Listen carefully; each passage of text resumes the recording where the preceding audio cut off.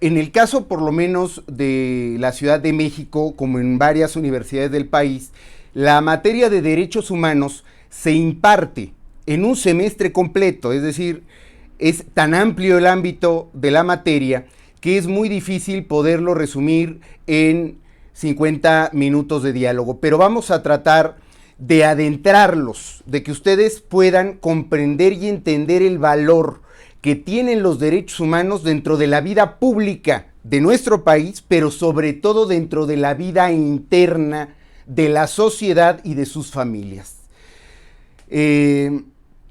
Yo lo he dicho todo el tiempo y lo digo también en la universidad y lo he dicho en otras conferencias que me han invitado a hablar, el ámbito de los derechos humanos no es un tema exclusivo para abogados, sino de interés y de conocimiento obligado para todas y todos, como una forma de reflexión y análisis de todos, de todas las personas. Ahorita en el marco de esta Semana de las Naciones Unidas, sí quise hacer especial énfasis y puntualizarles nada más que la Declaración Universal de Derechos Humanos se dio a conocer por Eleanor Roosevelt el 10 de diciembre de 1948. Es el primer documento formal que varios países de la Tierra suscriben como reconocimiento de derechos esenciales de las personas. Es decir, todo ser humano tiene derecho a estos 30 artículos que se concentran en esa Declaración Universal de Derechos Humanos. Y quiero empezar con una pregunta que se hacía un jurista y teórico connotado, John Rawls, en un libro que se llama Teoría de la Justicia, que dice, ¿cuáles son los derechos mínimos que una persona debe tener, que un ser humano debe tener? ¿Cuáles son esos derechos mínimos? Y esto tiene una connotación fundamental si lo llevamos al ámbito del desarrollo personal. Dicho de otra manera, y aquí hay una división, dicen, la mejor forma en la que los seres humanos se pueden desarrollar es a través de un reconocimiento básico de derechos. Es decir, no puede haber pleno desarrollo de las personas si no tienen una base estructural de derechos que sean protegidos a nivel internacional. Y la pregunta es importante porque nos permite tener claridad sobre un tema. Los derechos humanos, lo principal que defienden, el principio fundamental que defienden, algunos podrán decirme la vida, otros podrán decirme la libertad, otros podrán decirme cualquier cantidad de circunstancias. Sin embargo, lo principal que los derechos humanos, estos derechos fundamentales defienden es la dignidad de la persona. Y de ahí devienen una serie de contenidos, de leyes y de normas que permiten que los individuos puedan desarrollarse plenamente. Dicen inclusive, y había teóricos que decían, que la diferencia entre una vida útil y una vida desperdiciada es la capacidad que se tiene de gozar de dignidad y de la protección de los derechos esenciales dentro de la vida pública comunitaria. Es decir, un ser humano no puede alcanzar pleno desarrollo sin la protección estricta de sus derechos humanos. Y ahorita vamos a abundar en esa materia. ¿Dónde encontramos nosotros los mexicanos los derechos humanos? ¿Dónde están? ¿Quién se ha hecho esa pregunta? Y yo, con todo respeto a quien esté dirigiendo la conversación, yo sí le rogaría, amén de las preguntas que pueda responderles, que los jóvenes sí tengan la posibilidad de tener interlocución. Yo soy un ponente de foros, de teatros, entonces me gusta la interlocución con los jóvenes, porque eso nos ayuda mucho a ir nutriendo y a ir desarrollando el tema de mejor forma. no irnos linealmente, sino yo les pediría que de alguna manera, obviamente sin arrebatarnos la palabra, pudiéramos ir participando. Ok, perfecto. En todo caso, si surgen preguntas, lo ideal sería que levantaran la mano y ya les daríamos ahí la participación a ustedes para que para que el licenciado Cristian pueda responder pues las dudas que vayan surgiendo. Entonces, yo la primera pregunta que a ustedes les haría, después de que ustedes tengan la posibilidad de preguntarme lo que gusten, es ¿dónde encontramos los derechos humanos, jóvenes? ¿Quién tiene una respuesta? Bueno, están aquí mencionando también en el chat, dice que el derecho del empleo. Victoria Ahorita Toro. lo vamos a tocar, pero los derechos humanos, el cúmulo de derechos humanos, jóvenes, ¿dónde lo encontramos? Si ustedes quisieran consultar los derechos humanos en México, y me estoy enfocando únicamente en la parte de nuestro país, ¿dónde los encontramos? Muy bien, vamos con la participación de Adriana Frías. Hola, licenciado Cristian, buenas tardes. Muy buenas tardes. Mi nombre es Adriana Frías, de segundo de bachillerato. Y bueno, yo pienso que si es para consultar, los derechos humanos se encontrarían en la Constitución Política, Bien. en la Carta Magna, y podemos encontrar todos los artículos en donde se supone que vienen detallados cada uno de nuestros derechos. Y también siento que si estuviéramos conscientes más de los derechos que tenemos, los podríamos encontrar en nosotros mismos para hacerlos valer si en algún momento sentimos que no se están respetando. Hasta ahí iríamos bien. ¿Alguien más? Bueno, está la participación también de Eduardo. Vamos a ver. Buenos días, licenciado. Buenos días.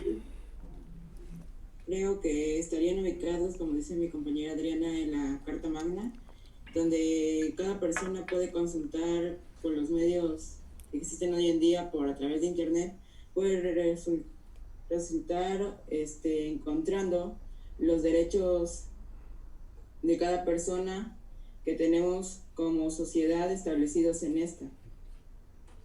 Bien. ¿Alguna otra participación para seguir adelante y no gastarnos todo el tiempo en esto para después poderles contestar cualquier pregunta, duda que puedan ustedes tener? Licenciado Cristian, hasta el momento no hay bueno, otra. Los derechos humanos en México, jóvenes, la pregunta expresa de dónde están, dónde los encuentro. Bueno, pues están principalmente, como se había establecido, es una pluralidad de normas jurídicas, pero principalmente se encuentran en la Constitución. Pero cuidado, no en toda la Constitución. En esencia, y formalmente y no. Y ahora les voy a explicar por qué. Tenemos del artículo 1 al artículo 29 lo que antes se denominaban las garantías individuales. Hoy ya concentradas en este cúmulo de derechos humanos, que dicho sea de paso, es una materia esencial hoy para el desarrollo de los pueblos, no solamente en México. Y cuando hablo de los pueblos me refiero a comunidades, ciudades, estados, sino también de los países. Es decir, los derechos humanos tienen hoy por hoy una connotación especial en razón de que son derechos básicos fundamentales que todo ser humano, por el hecho de existir, tiene. Entonces, en el caso de México, del 1 al 29 principalmente los vamos a encontrar, aunque no todos son derechos humanos. De hecho, es el capítulo primero, que se hace llamar de los derechos humanos y sus garantías. Y podríamos abundar en esa materia, ¿no?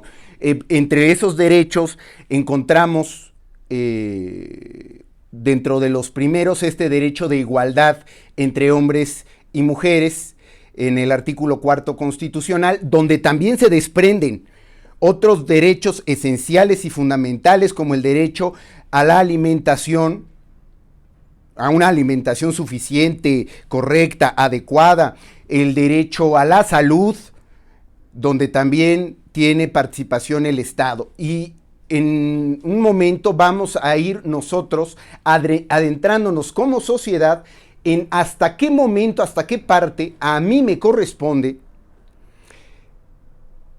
ejercer los derechos humanos y en qué momento el Estado tiene la obligación de proveérmelos y de qué manera. Porque eso es también muy interesante. Cuando hablamos de derechos, lo primero, y de derechos humanos esencialmente, lo primero que nos viene a la mente es el Estado tiene la obligación de proveerlos, pero también nosotros como personas, y más adelante lo abordaremos, somos los principales violadores de derechos humanos que existen. El individuo, no necesariamente el Estado. Antes se consideraba que el Estado era el único ente que era susceptible de violar derechos humanos de las personas. La realidad es que no es así. También nosotros, en lo individual, podemos estar violentando derechos humanos hacia otras personas. Entonces, retomando el tema, luego encontramos el artículo 35 que establece los derechos de participación política, que para aquellos que ya sean mayores de edad y tomando en cuenta que el siguiente año en nuestro país es un año importante donde habrá gran cantidad de elecciones concurrentes en todo el país, la renovación de la Cámara de Diputados, renovación de congresos locales, renovación de gubernaturas. Entonces el artículo 35 también establece estos derechos políticos que tienen las personas que forman parte también de los derechos humanos. Y de ahí pasamos al artículo 123 de la Constitución, que habla de los derechos que tienen las y los trabajadores. Notarán ustedes que una de las cosas que estoy empleando es el denominar las y los como parte de un lenguaje inclusivo, incluyente. Yo debo decirlo, y sé que además me están grabando porque tengo esa gentileza siempre que graben mis ponencias y de decir las cosas como son. Yo no comparto al 100% el tema del lenguaje inclusivo como un principio fundamental. Yo iría más a atender los problemas esenciales de la sociedad en materia de derechos, de igualdad, de equidad, de respeto, antes que ponderar el lenguaje. El lenguaje, y se los digo yo también como escritor, es nutritivo, es vasto, es amplio, pero el lenguaje no resuelve los problemas ni de discriminación, ni de violencia familiar, ni de acoso, en ningún sentido. O sea, el hecho de que utilicemos un lenguaje inclusivo no resuelve la esencia de los problemas en materia de derechos humanos, de igualdad, de equidad, de diversidad. Eso quiero dejarlo ahorita muy claro. Entonces, digamos que el catálogo de derechos humanos, empezando por el derecho a la titularidad de los derechos humanos, o que llamamos principio, denominado principio de universalidad, o sea, que aplica para todos los seres humanos,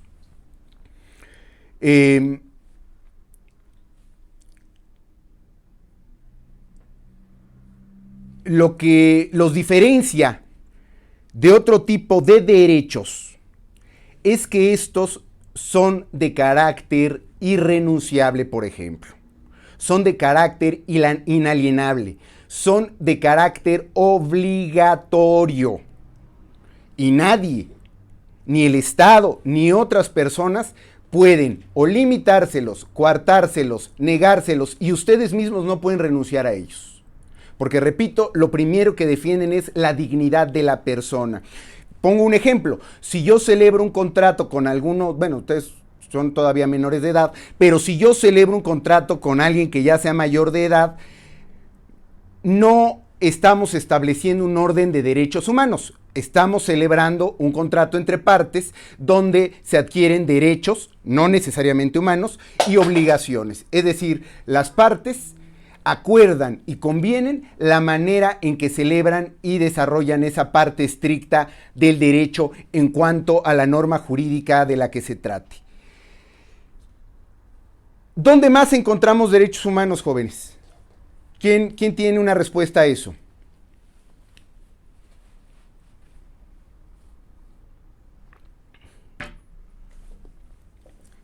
Si no hay sí.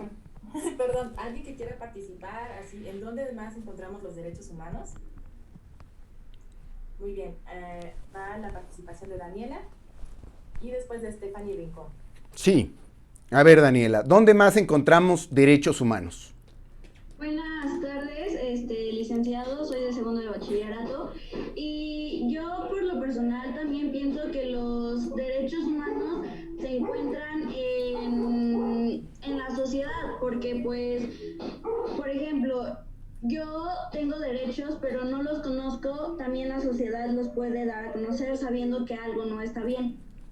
Ok, es la parte, digamos, que vamos a abordar casi al final de la ponencia que les traigo. Pero mi pregunta es, dentro de la norma, dentro de este conjunto de normas jurídicas, ¿dónde más podemos encontrar derechos humanos? Bueno, vamos con la participación de Stephanie Rincón. Pues, o sea, buenas tardes. Buenas tardes. Yo pienso que es algo general, o sea, pero pues en todas partes, ya que los derechos humanos, todos los humanos, o sea, todos los ciudadanos los tenemos y pues deben de ser respetados a cualquier lugar que vayas, ya sea una institución, una escuela, un trabajo, te los deben de valer y respetar, así que no creo que sea como que un solo lugar, pues porque te los deben de respetar en todos lados. Ok, seguimos en la parte, digamos, más socialmente humana de los derechos humanos. Vamos a llegar a esa. Pero, ¿dónde más encontramos derechos humanos? Y la respuesta es en tratados internacionales. Y en esa materia, jóvenes, la actuación diplomática en materia de derechos humanos de México, históricamente, ha sido muy, muy intensa. Al punto que hoy, por hoy, México tiene celebrados, acordados y vigentes 210 tratados internacionales que contienen algún derecho humano, que tienen carácter de obligatorios y que se elevan a rango constitucional. ¿Entienden el valor que es eso? Es decir, aunque no vienen dentro de la Constitución mexicana, aunque no vienen dentro de la Carta Magna, sí están dentro de 210 tratados internacionales que además yo las invito a que los consulten, porque el reconocimiento que se da a estos derechos, en muchos casos dentro de la rama del derecho, se toca de manera doméstica. Es decir, lo que ahorita estamos planteando, lo que plantean ustedes. Yo creo que los derechos me los deben respetar en mi casa. Yo creo que mis derechos humanos me los debe respetar mi vecino o mi vecina. Yo creo que me los deben respetar en la escuela. Yo creo que me los deben respetar en la calle, sí.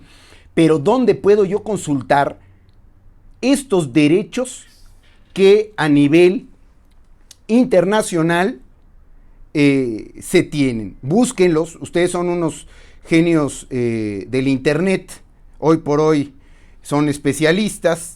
Entonces los invito a que busquen estos 210 tratados internacionales que tenemos celebrados en México a nivel internacional.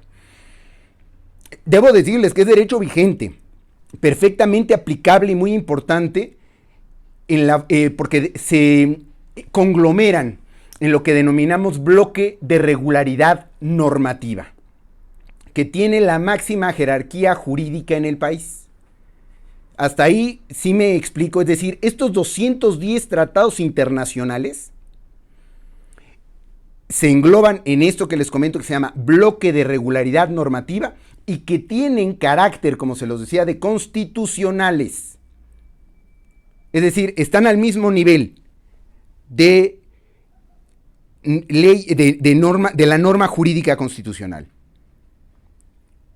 No por encima, no abajo, están a la par. Por eso tenemos que conocerlos y hacer a través de la argumentación, hacer como base de estos derechos de la argumentación su aplicación, buscar su aplicación. Ese es un reto todavía para nuestro país y es un reto todavía para muchos países. Es decir, que la parte regulativa normativa de los derechos humanos sea totalmente aplicable.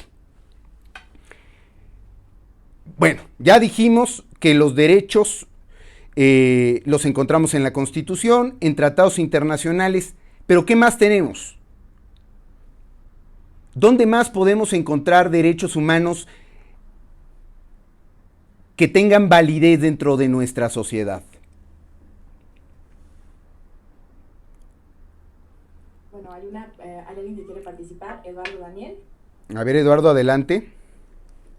Bueno, hoy en día creo que con el desarrollo de las sociedades, de los países, creo que hoy en día está más desarrollado en lo que es los medios comunicativos a través de expresión visual o auditiva, que nosotros a través de estos podemos apreciarlos o observarlos de manera más general sin tener que consultar un libro y de manera más rápida.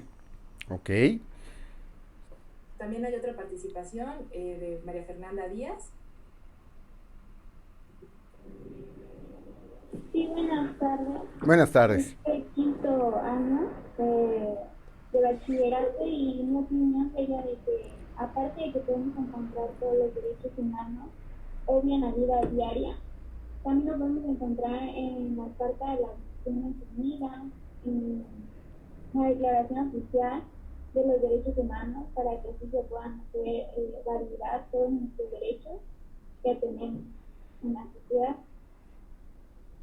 Bueno, repito, en esencia tienen razón, pero seguimos viendo, yo de pronto en la universidad lo digo, se sigue enseñando el derecho, la parte de los derechos humanos de manera muy doméstica. Es decir, no se va al fondo de lo que son y cómo deben trabajarse los derechos humanos de las personas. Y ahí voy. Además, ya dijimos que en la Constitución los encontramos. En tratados internacionales los encontramos. Pero también en la jurisprudencia. ¿Alguien sabe lo que es la jurisprudencia? Bueno, para aquellos que gusten y que decidan encauzarse por el camino del derecho, descubrirán que la jurisprudencia son sentencias de acumulación que tienen jueces y que tiene la Suprema Corte de Justicia de la Nación, que alcanzan rango de obligatoriedad en razón de que su argumentación permite derivar de ello un derecho, una garantía o en este caso un derecho humano. Y me quiero referir a uno específicamente. Eso digo, estos derechos que encontramos en la jurisprudencia, que son fuente fundamental de los derechos humanos, pues hay derechos que, como se los digo, no están propiamente escritos. No los van a encontrar en ninguna ley, en ningún reglamento, en ningún ordenamiento, en ningún tratado internacional. A esto se le denomina derechos humanos de carácter implícito. Esto es, derechos que se extraen del ordenamiento jurídico por la vía de la argumentación, es decir, a partir de la interpretación que hace un tribunal y particularmente la Suprema Corte de Justicia de la Nación sobre un asunto específico. Y hay un derecho muy, muy importante y digno de destacar al respecto, que no van a encontrar en ningún lado. Si ustedes lo buscan en la Constitución, lo buscan en cualquiera de los 210 tratados internacionales que les acabo de mencionar, lo buscan en cualquier otro documento, no lo van a encontrar. Y este derecho humano, ya reconocido por la Suprema Corte de Justicia de la Nación, se llama el derecho humano al libre desarrollo de la personalidad. El ejemplo más claro que hay al respecto de se remonta en México al 2004, que fíjense ustedes qué interesante. Hay una persona que nace con una identidad sexogenérica masculina y decide que no quiere ser varón, que quiere ser mujer. Y hace todo lo necesario por ser una mujer. Entonces, el primer problema con el que se encuentra es que a la hora en que quiere encontrar trabajo o que desea hacer cualquier otro trámite, lo primero que le piden son sus documentos. Entonces, ahora no recuerdo el nombre original que tenía esta persona, pero pongamos que se llamaba Pedro, ¿no? Entonces, llega Pedro al registro civil de la Ciudad de México, aquí en Arcos de Belén, y dice: vengo a que me corrijan mi acta de nacimiento, porque yo ya no quiero ser Pedro, sino me quiero llamar, no sé, Luisa. Y le dice el registro civil: bueno, la parte normativa establece que yo puedo hacer correcciones a tu acta de nacimiento siempre que haya habido un error de dedo por parte del registrador. Es decir, que en vez de Juan te haya puesto Juá, ¿no? Y que quieras corregirlo, que tu apellido lleve Z y tiene S, pero yo no puedo cambiarte el nombre. Entonces, esta persona lleva el asunto hasta la Suprema Corte de Justicia de la Nación. Y la Suprema Corte de Justicia de la Nación determina que lo que se está cometiendo, imagínense ustedes, que llega Pedro con el director de recursos humanos de una empresa y le dice: oye, vengo a pedirte trabajo. A ver tus papeles, ¿no? Oye, estás muy guapo, Pedro, pero esos cabellos rubios y ese cuerpo escultural y te ves guapísima, pero pues te llamas Pedro, no puedo darte. Y ocurre algo que es común en nuestro país: la discriminación. Lo primero con lo que se topa es con la discriminación. Entonces va, repito, a la Suprema Corte de Justicia de la Nación y se ampara. Y yo lo digo todo el tiempo: una de las materias más hermosas que tiene el derecho mexicano es el derecho constitucional, porque es el que se encarga de determinar cuáles son los actos de violación directa sobre las personas a sus leyes, derechos y garantías. Entonces, el máximo nivel al que puede uno acceder en juicio es al amparo. Entonces, Pedro se ampara y la Suprema Corte de Justicia de la Nación determina que Pedro, en efecto, tiene derecho a poderse llamar ahora como quiera, según su gusto sexogenérico, el que eligió, que es el de ser mujer, para evitar la discriminación, fundamentado en el derecho humano al libre desarrollo de la personalidad. Es decir, nadie puede decirte qué hacer o no hacer con tu persona. Y eso es algo muy importante que se debe valorar. Otros ejemplos de este derecho implícito son, por ejemplo, el consumo lúdico de la marihuana, que recordarán ustedes que fue un tema hace unos años, no tantos, hace un par de años, donde varias personas se amparan y ganan ese amparo.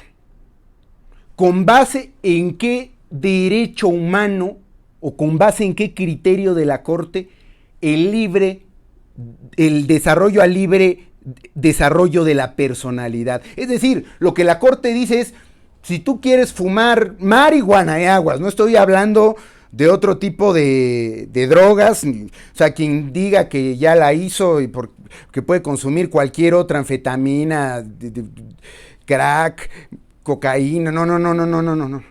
Únicamente la Corte hace referencia específica a la marihuana por un consumo lúdico. Y dice: pues si te quieres quemar las neuronas es tu asunto. Obviamente yo a mis alumnos, a mis compañeros en las conferencias que doy, pues yo les pido, no por una cuestión moral, sino por una cuestión, y sus profesores me entenderán,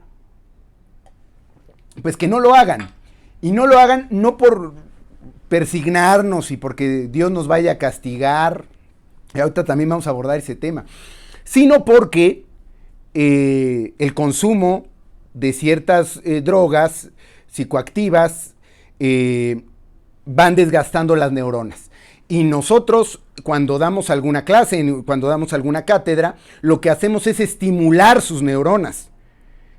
Entonces, cuando ustedes consumen cualquier tipo de droga, en este caso específicamente la marihuana, pues van quemando esas neuronas y todo ese trabajo que se hace y se desarrolla en la escuela, pues se va a la basura, ¿no?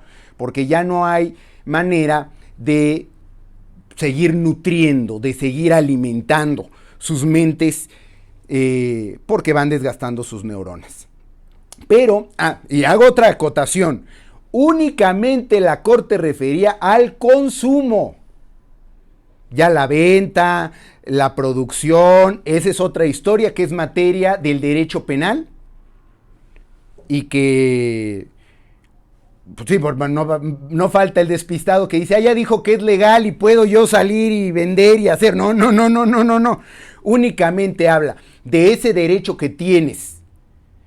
Si quieres quemar tus neuronas, quemarlas, basados en este libre desarrollo de la personalidad, pero sin dañar a terceros. Es decir, si me fumo medio kilo y quiero salir a manejar, pues no, estás violando la ley. Si quiero venderla, tampoco. Si quiero producirla, tampoco. Es solamente para el tema del consumo basado en este derecho implícito. Otro, ustedes son muy jóvenes, supongo que no habrá ninguno que esté casado y menos divorcio. Licenciado, quería interrumpirlo, perdón, Miss Lenis, mucho gusto. Miss Lenis, ¿cómo está? En tema de relacionado con los estupefacientes, sí encontramos que a nivel internacional pues existen los derechos para poderlos consumir en el tema de médico y en otro tema de recreación. Sí, en cuanto a lo básico, licenciado, para continuar con la conferencia, hay una lista en sí de derechos humanos. Me preguntan alumnos que no tienen cómo ingresar al chat. Hay una lista esencialmente de derechos humanos. Sí, ya nos habló sobre la Carta Internacional de los Derechos Humanos, pero si hay una lista, existe una jerarquía, me pregunta este alumno, Víctor Emanuel, ¿y quién vigila? ¿Quién debe vigilar los derechos humanos? O sea, sí están conscientes de que a nivel mundial existen normatividades de los derechos humanos, como es en este caso los estupefacientes, pero para no ahondar mucho en ese tema, y el alumno quiere saber exactamente de tratados básicos en materia de derechos humanos, si existe una lista especialmente, si hay alguna jerarquía y quiénes son defensoras de los derechos humanos. Bueno, gracias, Miss Lenis. Sí, miren, muy importante la pregunta. No voy a ahondar de manera profunda en el tema de las drogas, estupefacientes y demás. Yo seguiré insistiendo, yo como especialista en materia de derecho seguiré insistiendo en que vale la pena que el Estado mexicano considere y reconsidere la parte legislativa en el tema de consumo, producción, atención de la materia. Es decir, yo insistiré en que vale la pena hacerlo porque no necesito darles datos ni necesito contarles los índices de violencia y todas las circunstancias que que la falta de regulación en materia de drogas ha producido en el país. Es decir, no tendría yo que darles datos, ustedes los conocen y los vemos todo el tiempo. Entonces, únicamente les ponía este ejemplo como parte de un derecho humano implícito que reconoce la Corte. En esa materia específica, del tema de regulación, legislación en materia de drogas sería otro tema diferente. El principal documento que encontramos como una lista de derechos humanos reconocidos a nivel internacional es precisamente lo que les enunciaba yo, la Declaración Universal de los Derechos Humanos del 10 de diciembre de 1948, dado a conocer por Eleanor Roosevelt, y que son, digamos, la base esencial de los derechos a nivel internacional. De hecho, los da a conocer en París, pero también quisiera enfocarme en México. Es decir, en el tema estricto de jerarquía de derechos, y es algo que ahorita les explicaba, ya habíamos determinado que los encontramos en 3 en 3 lugares específicos. En la Constitución Política de los Estados Unidos Mexicanos, en sus primeros artículos, que es de los derechos y sus garantías, en los 210 tratados internacionales que existen suscritos por México y que forman parte del derecho vigente, y en la jurisprudencia. ¿Cuál es su nivel de jerarquía o su valor jerárquico? El rango constitucional, es decir, todos estos derechos tienen el mayor nivel de reconocimiento a nivel nacional. Y cada país, dependiendo sus condiciones, porque ahora los voy a invitar a hacer un ejercicio mental, un ejercicio, vamos a hacer algo de magia. Imagínense todos ustedes que hay un debate en el cielo o en algún lugar donde nos van a decir dónde nos toca nacer. Y nos puede tocar nacer en Tuxtla Gutiérrez o nos puede tocar nacer en Oaxaca o en Puebla o en la Ciudad de México o en una colonia de clase alta, media o baja. La pregunta aquí sería, ¿los derechos humanos aplican diferente? ¿Deberían aplicar diferente? Por supuesto que no es la respuesta, y no deberían aplicar diferente porque los derechos humanos, la principal característica que tienen es que son de carácter universal, es decir, aplican para todos los seres humanos. Ahora, en el caso de México, y esta es una pregunta muy interesante, reconocemos los derechos humanos para todas las personas. Y encontramos que dentro de la legislación mexicana hay reconocimiento a 2 tipos de personas. ¿Alguien sabe cuáles son?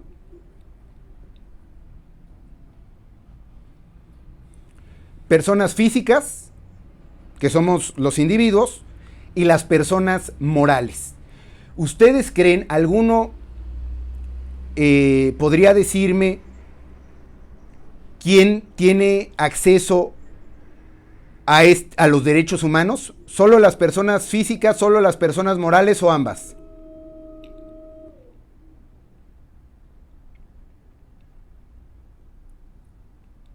¿Nadie? ¿Alguien que quiera participar?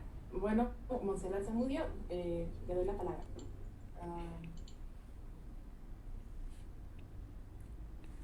Yo considero que pues ambas, porque como había mencionado, los derechos son algo universal, por lo tanto ambas personas pues merecen tener los derechos. En esencia sí, y les voy a comentar por qué. La ley mexicana nos establece que las personas, en este caso las personas morales, también son sujetos de derechos humanos, obviamente no de todos, pero ustedes consideran que una persona moral tiene derecho al nombre, por ejemplo, que es un derecho humano, el derecho al nombre, el derecho a tener una línea telefónica, un domicilio. Es decir, esta parte de los derechos en México es muy importante, porque protege esencialmente los derechos de todas las personas, obviamente en diferente ámbito, pero si hablamos de derechos humanos estrictamente, en México lo vamos a entender como un cúmulo de derechos de personas, y las personas pueden ser físicas o morales, es decir, muchos de estos derechos también tienen valor y validez para las personas morales. Eso ya sería materia de abundar en otro caso. Regreso a lo que estaba yo diciendo, esperando haber contestado la pregunta de la profesora Lenis. Aquí, otro parte de estos derechos implícitos, de este libre desarrollo de la personalidad, habla, yo decía, ustedes son muy jóvenes, no creo que ninguno esté casado y menos divorciado. Pero, bueno, nunca falta algún precoz. Si es así, dígame. Tomando en cuenta que ya tuvimos una breve introducción sobre los derechos humanos en la sociedad. Tienen un poquito de curiosidad. ¿Qué pasa con los derechos humanos ahora que estamos pasando esta época de pandemia? ¿Podemos adentrarnos un poco? ¿Qué sucede ahí? ¿Qué pasa con nuestros derechos? ¿Podría usted comentarnos un poquito? Claro que sí. Claro que sí. Miren, concluyo esta idea porque es muy importante en el sentido amplio de lo que son los derechos humanos y cómo operan en nuestro país. Entonces yo les ponía el ejemplo de aquellos jóvenes pues, que seguramente no han estado casados. Anteriormente, en la ley mexicana, se establecía que para poderte divorciar una vez que estabas casado, tenías que darle a un juez una causal para separarte. Si tú llegabas con el juez y le decías, pues fíjese que ya ella no lo ama o él no lo ama, pues ni modo, eso lo hubieran pensado antes, contestaría el juez, ¿no? Entonces los litigantes tenían que darse a la tarea de inventar alguna causal. La principal causal que se inventaba pues, era la violencia, ¿no? Señora, pues diga que le pegó, señor, diga que lo maltrata, oiga, pero si mi queja fundamental es que ni me habla, bueno, pues de esa argumentación, porque había que cumplir con la parte formal de la ley. Hoy por hoy, gracias a esta parte argumentativa y a este derecho de libre desarrollo de la personalidad, se nos dice que con que una de las partes no necesariamente estén de acuerdo o no, cualquiera de las partes puede divorciarse sin el consentimiento del otro. Es decir, con que una de las partes tenga la voluntad de separarse es más que suficiente, sin ninguna causal. Y finalmente, para entrar al tema de cómo afecta los derechos humanos el tema de la pandemia, tocaría un último punto que para todos y todas puede resultar muy interesante, que también es materia jurisprudencial, donde se dice que, y esto ocurrió en una pareja, donde decían, oiga, yo quiero que mi hijo, y eso yo creo que ocurre en la mayoría de los casos con ustedes, lleve el apellido materno antes que el paterno. Entonces llegaron al registro civil, esta pareja, y ellos ya habían acordado que primero querían que fuera el apellido materno y luego el paterno, y el registrador les dijo no. Entonces llevan el caso al amparo, y la corte le reconoce el derecho. Fíjense ustedes qué interesante. Le reconoce el derecho a esta pareja de poder poner el apellido de la madre antes que del padre en el momento que lo decidan. ¿Derivado de qué? De que no hacerlo, estaríamos ponderando el machismo, dejando en segundo lugar la importancia de la mujer. Es decir, sí, el apellido del papá es importante, el de la mujer también, pero en segundo lugar.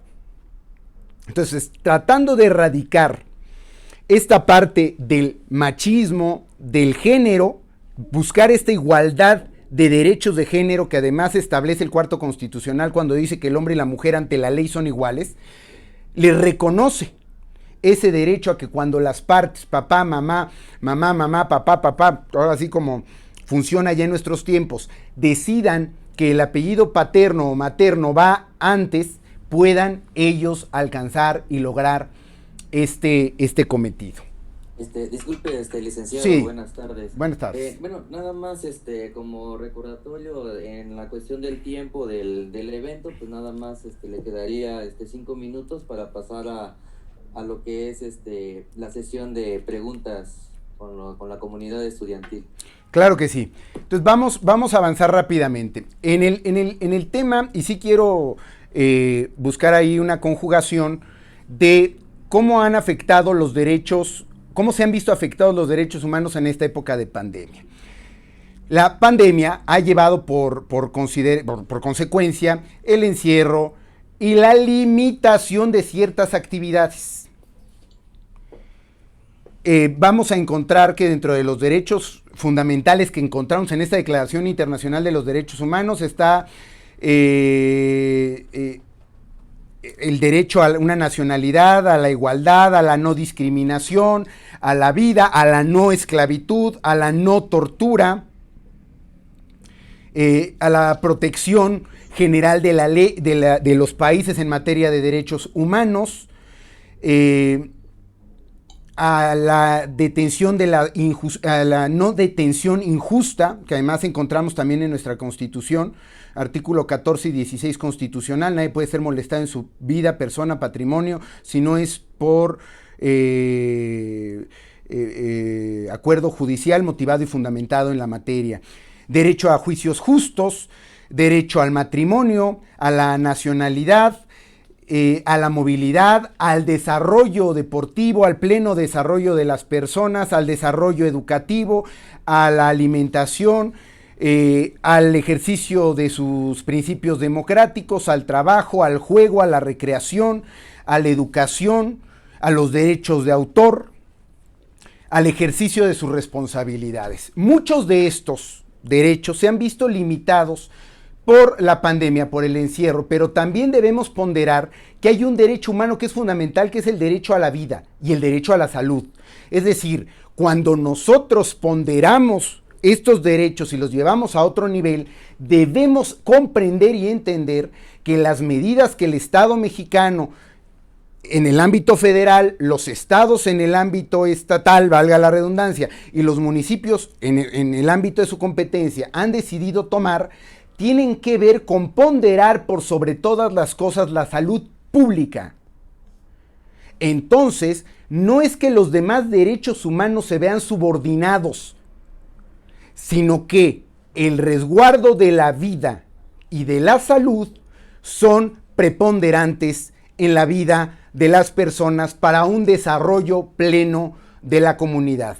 Y de ahí podríamos seguirnos a muchos otros: el derecho a la recreación, el derecho a la educación, el derecho a la alimentación correcta, etcétera, etcétera, donde hay participación por parte del Estado, que en algunos casos está obligado, sin que haya mucha claridad en cómo. De hecho, en muchos casos no hay claridad en cómo, y otros donde todas las personas debemos participar para ser garantes de los mismos. Como colofón, decir que los derechos humanos no solamente son de ejercicio jurídico, es decir, no solamente regulan la vida pública de una nación, de un estado, de un municipio. Los derechos humanos regulan la vida interna en la relación de las personas, en la relación de las familias, en la relación comunitaria. En medida de que conozcamos los derechos humanos y su forma de ejercicio, porque muchos de ustedes, y eso concluyo con este ejemplo, hay un derecho humano fundamental que es el derecho a la presunción de inocencia. ¿Y cuántos de ustedes no han leído últimamente? Digo, yo estoy en contra de la corrupción como todos, y en contra de los actos de violencia y de hechos de discriminación como todos, pero ¿cuántos no hemos encontrado en Facebook, en Twitter, en redes sociales, que se hace un señalamiento a una persona y entonces se le lapida públicamente en las redes sociales, violando esencialmente el derecho a la presunción de inocencia? ¿Cuántas veces en casa no ha ocurrido que decimos, yo creo que fue fulanito en la escuela, yo supongo que fue perenganito quien hizo, quien dejó de hacer o tornó? Imagínense la importancia de los derechos que hoy por hoy, dentro del debido proceso judicial que todas las personas deben tener, específicamente en materia penal, está ese derecho a la presunción de inocencia. Es decir, tú eres inocente de cualquier cosa que se te impute hasta que te demuestren lo contrario. Y evitar en medida de lo posible, ustedes que están dentro de las redes sociales, generar juicios de valor o prejuzgar acciones. Insisto, yo estoy en contra de cualquier acto de corrupción, en contra de cualquier acto que vaya en contra de la dignidad de las personas, pero también juzgar, y denme el nombre del que quieran, podemos poner ahorita 20 nombres y ya estoy seguro que cada uno de ustedes generó ya un juicio diciendo es un corrupto, un ladrón. No sé si recordarán ustedes el caso de los porquis de Veracruz, si no, que lo puedan recordar. En un minuto concluyo, para poder decir, todos los derechos humanos, el cúmulo de estos derechos que les acabo de expresar, deben tener como fundamento y base el ejercicio principal de ustedes desde la casa, llevados a la vida pública social, y desde luego conocerlos para que, en caso de requerirlo, puedan tener una defensa jurídica y una exposición de estos a través de la argumentación y del conocimiento de los mismos. Muchísimas gracias. Sí, bueno, pues muchísimas gracias, licenciado, por ahora sí las palabras y los mensajes que usted nos ha compartido, ¿no? A continuación, pues vamos a compartir el foro atendiendo el diálogo a nuestra voz estudiantil, donde quedará abierto el chat o igual, si gustan, ahora sí, alumnitos, levantar la manita para darle una pregunta a nuestro ponente.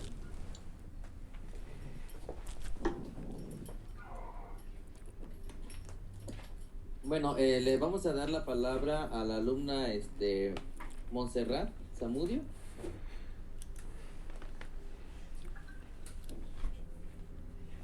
Sí, buenas tardes. Buenas tardes. ¿Qué sucedería en dado caso de que no se validaran mis derechos? Es decir, si la ley intenta privarme de ellos, ¿qué sucedería en ese caso?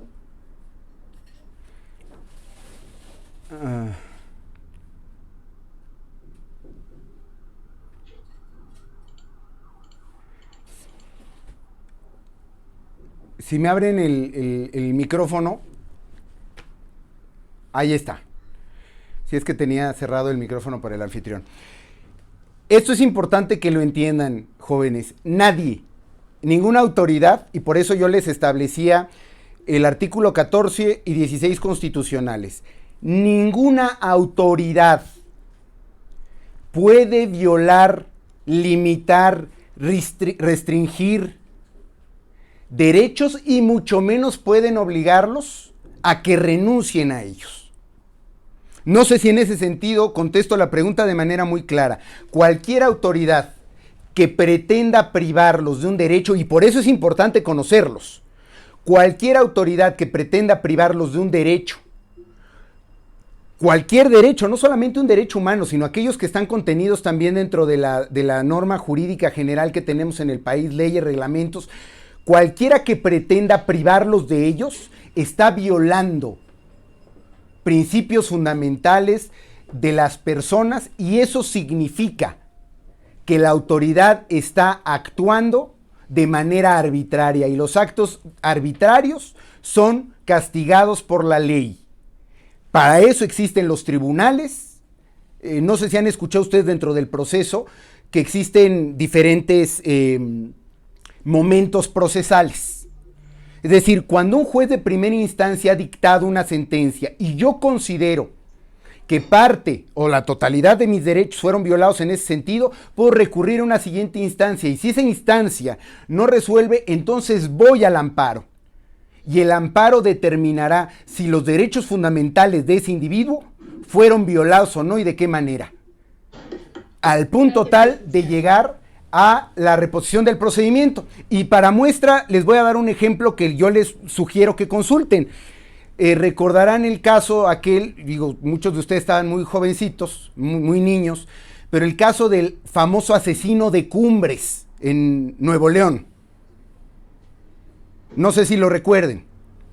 Bueno, después de, creo que son 12, 14 años de proceso, un juez de amparo decide que este muchacho al que se le acusa de haber cometido estos asesinatos, se le violaron derechos humanos. El caso Florence Cassés, creo que también le suena. Se les violaron derechos humanos fundamentales y se obliga a la reposición del procedimiento. Es decir, cuando se demuestra que en efecto la autoridad está actuando de manera arbitraria, hay muchos mecanismos para hacer valer esos derechos. Por eso es importante que los conozcan, inclusive desde una detención. Hoy por hoy, bajo el nuevo sistema de justicia penal acusatorio, las personas que son detenidas tienen derecho a que se les lean su carta de derechos. Es decir, ¿A qué tienen derecho en el momento que son detenidos? Si no se hace, se está violando el debido proceso y por consecuencia la parte normativa, lo que deja sin efecto mucho del actuar de la autoridad. Es decir, la autoridad es la primera que no debe violar los derechos humanos de las personas. Ok, muchas gracias, Alondra. Pasamos al segundo, la segunda pregunta. Vamos a darle la participación a José López.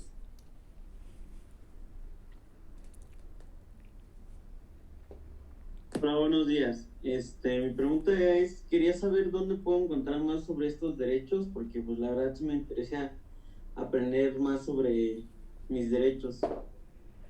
Bueno, yo las invito a que por favor consulten primero, como se los decía, del artículo 1 al 29 de la Constitución. No todo lo que van a encontrar ahí son derechos humanos, pero digamos que es la parte esencial, la parte fundamental donde encontrarán los derechos.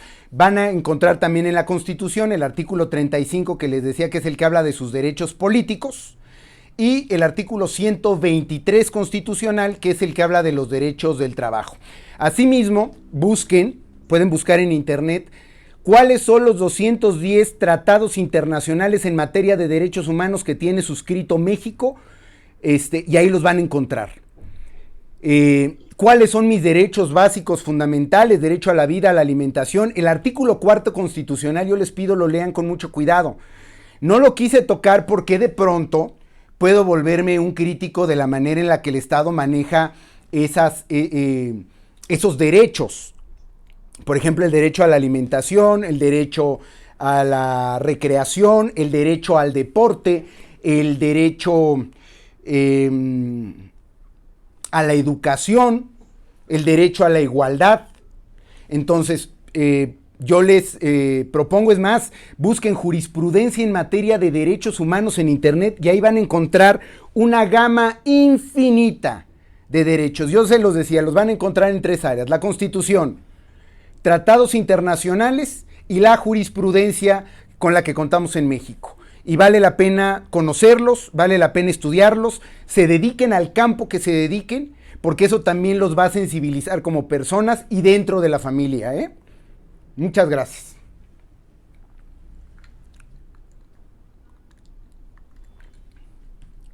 Ok, como última pregunta y participación, pues le damos la palabra a la alumna Abril de León. Vamos a habilitarla.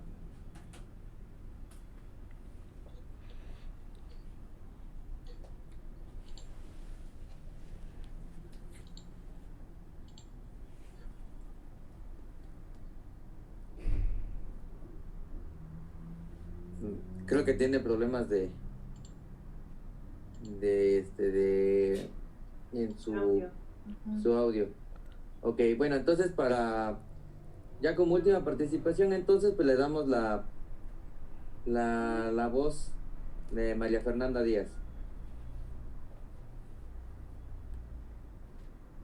Buenas tardes. Mi pregunta sería si una máxima autoridad viola nuestros derechos, ¿a qué institución puedo acudir para reclamar la validación de mis derechos humanos? Es una pregunta interesante. Todos los estados cuentan con una comisión de derechos humanos. También tenemos la Comisión Nacional de los Derechos Humanos. Yo ahí he ido siempre a más, porque hoy por hoy la Comisión Nacional y las comisiones locales de derechos humanos tienen solamente la capacidad jurídica de hacer observaciones, de señalar dónde hay posibles violaciones a derechos humanos, pero no son vinculantes, es decir, no obligan a la autoridad que violó los derechos a que los reponga. Yo sería de la idea que vale la pena legislar en la materia para que las comisiones, tanto la Comisión Nacional de los Derechos Humanos como las comisiones estatales de derechos humanos, sí tuvieran la posibilidad de tener, no tanto sentencias, pero sí laudos que vincularan la acción del Estado ante actos de violación de derechos humanos. Pero no solamente quiero ir a eso. Yo les decía al inicio de esta ponencia, no solamente y antes se presumía que solamente el Estado era quien violaba los derechos humanos de las personas. Pero no es así. Hoy por hoy, las personas mismas pueden violar los derechos de otros. Discriminación, cuando vemos por cualquier tipo de cuestión de raza, credo, religión, preferencia sexual, color de piel. O sea, yo, persona normal, puedo violar los derechos de otro individuo, y también debería ser las comisiones locales de derechos humanos y la Comisión Nacional de Derechos Humanos quienes pudieran tener intervención para lograr que esos derechos sean respetados. Como una última reflexión, quiero decirles, lean, analicen, estudien los derechos humanos desde el punto de vista más sensible, y comiencen ustedes, si queremos verdaderamente lograr un cambio trascendente en materia de derechos humanos, comencemos a transformar la vida interna desde el hogar, jóvenes. El trato que nosotros tenemos con nuestros semejantes, con nuestras compañeras y compañeros, con nuestros padres, con los padres y madres de familia, con nuestros profesores, y también de allá para acá, profesores, comunidad en general, vecinos, vecinas, tengan ese trato respetuoso, garante de derechos fundamentales. En razón de que nosotros los conozcamos los derechos humanos y los ejerzamos, estaremos en posibilidad de verdaderamente ver una transformación social que vaya de lo más básico a lo más complejo. Si yo considero que mi derecho vale más que el de mi vecino, entonces de entrada ya estoy cometiendo un error. Hay gente que dice, no, yo puedo hacer fiesta y escándalo y ruido, pero yo porque soy Juan Camané y yo puedo hacer lo que quiera. Pero si el vecino lo hace, entonces está mal. En razón de que respetemos los derechos de igualdad, equidad, diversidad sexual, equidad de género, que los compañeros respeten a sus compañeras, pero también las compañeras respeten a sus compañeros, porque hoy encontramos actos de violencia doméstica, y repito, es una reflexión final, actos de violencia doméstica que no solamente parten de hombres contra mujeres, sino de mujeres contra hombres. Y socialmente siempre señalamos al hombre, ¿no? El hombre es el violento, el hombre es el maltratador, pero no entendemos la parte psicosocial que también envuelve la convivencia familiar para un desarrollo integral de las personas, de las familias y de las sociedades. Conozcan sus derechos y háganlos valer. Vale mucho la pena que derechos humanos y sociedad sean la misma cosa, y el Estado no podrá violarlos si nosotros como personas, como individuos los conocemos y además los ejercemos y los exigimos. Muchísimas gracias. Bien. Muchísimas gracias, licenciado Cristian, pues es un honor ahora sí escuchar sus palabras. A continuación, pues, y agradeciendo a todos por el intercambio, pues le damos la palabra a la maestra Carolina de Cos para hacer entrega de reconocimiento al licenciado Cristian. Bueno, pues muy buenas tardes nuevamente. Pues realmente un privilegio de que haya podido acompañarnos aquí en el Grupo Laureles y dar esta charla pues a todos los alumnos de la sección de bachillerato. Parece ser que los derechos humanos son una palabra compuesta simple, ¿no? Pero en realidad realmente es una cuestión compleja que también tiene tintes políticos y sobre todo también filosóficos. Le agradecemos muchísimo realmente el tiempo que nos ha brindado a todos nosotros. Y en nombre del Grupo Laureles se le otorga el siguiente reconocimiento al licenciado Cristian Gerardo Espinosa Fonseca por su invaluable colaboración impartiendo la conferencia Los Derechos Humanos y su Valor en la Sociedad, en Tuxtla Gutiérrez, Chiapas, a 23 de octubre del año 2020. Muchísimas gracias. Lo valoro y nuevamente agradecerle a Grupo Laureles que haya tenido la gentileza, la generosidad de invitarme a dar esta conferencia, esta plática, y reiterar, como bien lo dice la profesora Carolina, el ámbito de los derechos humanos es muy vasto, pero yo insistiré, partamos siempre de lo básico, de la convivencia familiar. La piedra fundamental sobre la que se construye el desarrollo comunitario es la familia. Si empezamos a respetar los derechos desde la familia, en nuestros grupos académicos, en nuestros grupos sociales, entonces sí estaremos aportando y abonando a la vida pública del país con verdadera altura de miras. Lograremos una transformación de fondo. Conozcan sus derechos, háganlos valer, pero sobre todo, ustedes oblíguense a respetarlos y a que se los respeten. Muchísimas gracias nuevamente y agradezco este reconocimiento. Lo valoro enormemente. Lo haremos llegar. Muchísimas gracias, de verdad.